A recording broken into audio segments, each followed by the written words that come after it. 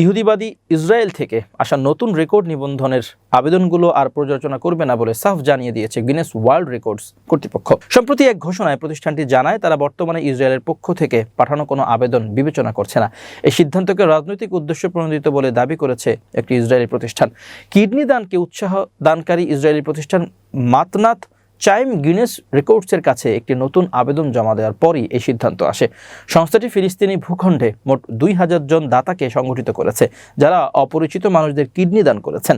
এই দাতাদের একটি গ্রুপ ছবি তুলে রেকর্ডের জন্য আবেদন করেছিল সংস্থাটি। ইসরায়েলি চ্যানেল N12 এর প্রতিবেদন অনুযায়ী গিনেস কর্তৃপক্ষ হঠাৎই এই প্রক্রিয়া স্থগিত করে ইমেইলে জানায় যে তারা বর্তমানে ইসরায়েল বা ফিলিস্তিনি ভূখণ্ড থেকে রেকর্ড আবেদন প্রক্রিয়াকরণ করছে না। গিনেসের এই সিদ্ধান্ত দখলকৃত ফিলিস্তিনি ভূখণ্ড, পশ্চিম তীর ও গাজাকেও প্রভাবিত করছে বলে জানানো হয়।